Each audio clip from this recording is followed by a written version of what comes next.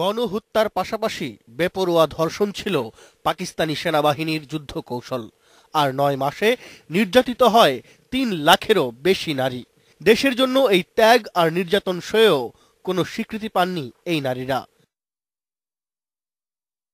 বীরাঙ্গনাদের সম্মানিত করতে মুক্তিযোদ্ধার স্বীকৃতি দেওয়ার সিদ্ধান্ত আগেই নিয়ে রেখেছিল সরকার।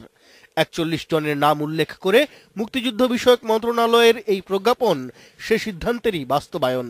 মুক্তিযোদ্ধাদের মধ্যে কোনো ডিসক্রিমিনেশন নাই। হ্যাঁ, সেটা সব মুক্তিযোদ্ধারা যে কোনো মুক্তিযোদ্ধা একই সমান সুযোগ সুবিধা পাবে, সেটা নারী হোক সেটা পুরুষ হোক, যখনই মুক্তিযোদ্ধা হবে সম অধিকার ভোগ করবে।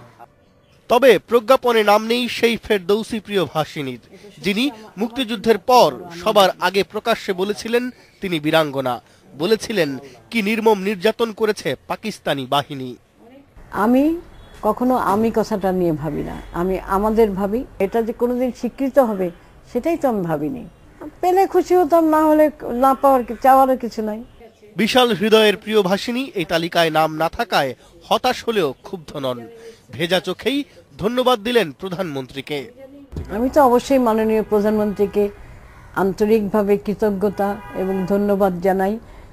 বহু দেরিতে হলেও তিনি যে এত বড় একটা কাজ করেছেন, বীরাঙ্গনাদের সম্মানিত করেছেন, স্বীকৃতি দিয়েছেন, তার জন্য আমি তার কাছে আন্তরিকভাবে কৃতজ্ঞ।